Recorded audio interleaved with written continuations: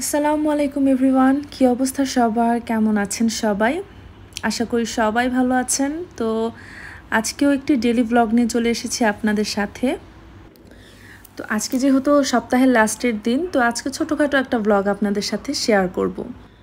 তো গত কয়েকদিন আগে বৃষ্টি হওয়ার পর থেকে ওয়েদারটা কত সুন্দর হয়ে গিয়েছে, খেয়াল করেছেন আপনারা? না গরম না ঠান্ডা, এরকম একটা ওয়েদারে আপনাদের কি করতে মন চায় বলেন তো? আমার তো এরকম ওয়েদারে শুধু ঘুরতে ইচ্ছা করে। তো যাই হোক, আয়ানকে স্কুলে দেওয়ার আগে আমি একটু চিয়া সিড ভিজিয়ে নিয়েছি হাফ গ্লাস পানির মধ্যে, আর সাথে একটু লেবুর রসও দিয়ে নিচ্ছি। লেবুর রস দিয়ে আমি এটা ঢেকে রাখবো। আসার পরে এটা আরেকটু পানি মিশিয়ে জাস্ট এটা খেয়ে ফেলবো শরবতের মতো। জাস্ট কোনো কিছু আর অ্যাড করব না, একটু চিনিও না। তো এখন দেখতে পাচ্ছেন যে আয়ান ডাব কাটতেছে। তো স্কুল থেকে আসার পরে এই ভিডিওটা করা। তো আয়ান তো ডাব দেখে মহা খুশি। আমারও খেয়াল ছিল না যে ফ্রিজে ডাব ছিল আর কি, 2-3টা ডাব এনে রেখেছিলাম, তো সেটা আমার খেয়াল ছিল না। তো সে একা একাই নিজে নিজে কাটছে। তো আমি একটা স্ট্র এনে দিলাম, সে খাচ্ছে। জাম্মু তো একদম ঠান্ডা হওয়াতে ডাবের পানিটা অনেক বেশি ভালো লাগছে। তো দুপুরে খালা আসার পরে আমি খালাকে দিয়ে ঘরটো সব কিছু খুব ভালোভাবে ঝাড়ু দেওয়াচ্ছিলাম। কয়েকদিন আগে যে বৃষ্টি হয়েছে, বৃষ্টি হওয়ার আগে যে ঝড়টা আসে, ওই ঝড়ের প্রচণ্ড ধুলাবালি ঘরের মধ্যে চলে এসেছে। তো ফার্নিচারগুলো সরিয়ে সরিয়ে ঝাড়ু দেওয়াচ্ছিলাম, আর আমি সমস্ত ফার্নিচারগুলো মুছে নিচ্ছিলাম ভালোভাবে। তো রান্নার জন্য চলে এসেছি, ঢেঁড়স ভাজি বসিয়ে দিয়েছি, এদিক দিয়ে ভাত বসিয়ে দিয়েছি। সকাল থেকে একা হাতে সব ফার্নিচার মুছতে মুছতে আমার তো অবস্থা টাইট হয়ে গিয়েছে, একদম হাত ব্যথা হয়ে গিয়েছে। তো অনেকটা সময় চলে গিয়েছে, একদম রান্না করতে অনেক দেরিতে এসেছি আজকে। তো ঢেঁড়স ভাজি বসিয়ে নিচ্ছিলাম, আর এদিক দিয়ে ভাত বসিয়ে নিচ্ছি। ঢেঁড়স ভাজি তো আমার বাসার জাতীয় খাবার। কি বলবো, ঢেঁড়সের যতদিন থাকে সিজন, প্রতিদিনই ঢেঁড়স রান্না হয়। আয়ান দেখা যায় ঢেঁড়সটাই সবজির মধ্যে বেশি পছন্দ করে। আমারও কিন্তু ঢেঁড়স ছোট থেকে অনেক বেশি পছন্দ। তো যাই হোক, আমি এদিক দিয়ে মুরগির মাংস খুব ভালোভাবে ধুয়ে রেখেছি, ঢেঁড়স ভাজিটা হওয়ার পরে বসিয়ে দিব। আর মুরগির মাংস আমি ইদানিং ভাজি না, ভাজা ছাড়াই রান্না করি। আর এটা কিছুক্ষণ আগে আনা হয়েছে। তো বাজার করার সাথে সাথে তরতাজা আনার পরে যে তরকারি রান্না করলে যে মজাটা হয়, সেটা কিন্তু ফ্রিজে খাবারে কিন্তু মজাটা পাওয়া যায় না। তাই আমি যেদিন বাজার করি সেদিনই চেষ্টা করি যে একটু তরতাজা রান্না করার জন্য। মাছ অথবা মাংস দুটোই আমি তরতাজা রান্না করি বাজার যেদিন করি, ফ্রিজে রাখি না। যতটুকু রাখার রাখি, আর রান্না করতে হলে আমি ভাজা ছাড়াই রান্না করি। তো মুরগির মাংসটা আজকে ভাজা ছাড়া রান্না করব। তো তেলের মধ্যে আমি পেঁয়াজ, এলাচি, দারচিনি আর তেজপাতা দিয়ে খুব ভালোভাবে ভাজছিলাম। ভাজার পরে না একটা সুন্দর সেন্ট বের হয়, এই গরম মশলাটা দেওয়ার পরে এই সেন্টটা বের হয়। তো 2 চামচ আদা, 2 চামচ রসুন এটা দিয়ে কিছুক্ষণ ভাজবো। ভাজার পরে আর হলুদ, মরিচ, ধনিয়া এগুলো যা যা মশলা লাগে মুরগির, সেটা আমি দিয়ে পানি দিয়ে কিছুক্ষণ মশলাটা কষাবো পানি দিয়ে আর কি। তেল যতক্ষণ উঠে না আসে খুব ভালোভাবে কষাই। তো কষানোর মধ্যে যত বেশি কষাবেন তত বেশি মাংস মজা হয়। তো আমি এজন্য মাংসটা খুব ভালোভাবে কষাই। এটা আমি অনেক আগেও বলেছি একটা ব্লগে, আজকেও বললাম। তো আমি এই যে দেখেন মশলাটা, তেলটা উপরে চলে এসেছে। তো এখন এই যে মাংসগুলো ছেড়ে দিচ্ছি। এখন এটা মাংসটা খুব ভালোভাবে নাড়াচাড়া করব। নাড়াচাড়া 2 মিনিট করার পরে আমি ঢেকে দেব।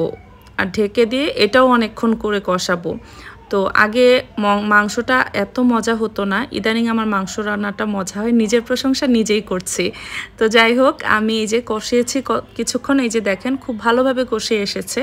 এখন আমি এখানে কিছুক্ষণ পানি দিয়ে, কিছুটুকু পানি দিয়ে তারপরে ভালোভাবে আবার কষাবো আর কি। তো কষানোর পরে যতটুকু ঝোল রাখার দরকার অতটুকু ঝোল রেখে আমি মাংসটা নামিয়ে ফেলবো। তো আগামীকাল আমার বাসায় গেস্ট আসবে, তো ভাবছিলাম যে কি রান্না করব গেস্ট আসলে। তো সেটা ভাবছিলাম, রান্না করছিলাম আর ভাবছিলাম যে আগামীকাল কি রান্না করা যায়। আর এদিক দিয়ে দেখেন কি সুন্দর হয়ে আসছে মুরগির মাংসটা। এখন নামিয়ে নিব, ঝোলটা আরেকটু শুকাবো আর কি। তো দেখছিলাম যে ঝোলটা ঠিক আছে নাকি, তো আরেকটু শুকালে নামিয়ে নিয়েছি।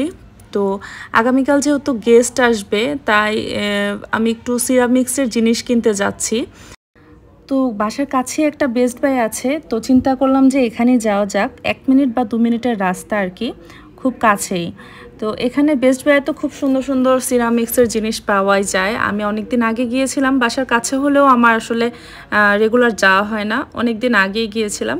সেই বাসার কাছে হলে যে অবস্থা হয় আর কি, তো দূর থেকেই মার্কেট থেকেই জিনিসপত্র কিনি। তো হুট করেই আমার মাথায় আসলো যে কালকে একটু ডেকোরেশন করব অন্যভাবে, তো খাবারটা সার্ভ করব অন্যভাবে। তো যেই বলা সেই কাজ, চলে এসেছি বেস্ট বাইয়ে। তো বেস্ট বাইয়ে এসে আমি তো হতাশ, কি বলবো, আমি যেরকম খুঁজছিলাম কিছুই পাচ্ছিলাম না। তো আমি একটু কালারফুলের মধ্যে ডেকোরেশন করতে চাচ্ছিলাম। তো কালারফুলের মধ্যে আমি বাটি, প্লেট এগুলো কিনতে এসেছিলাম।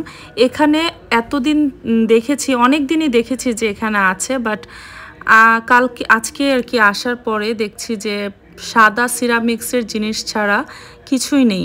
আর আরএফএলের যে মেলামাইনের জিনিসগুলো আছে সেগুলো আর কিছুই নেই।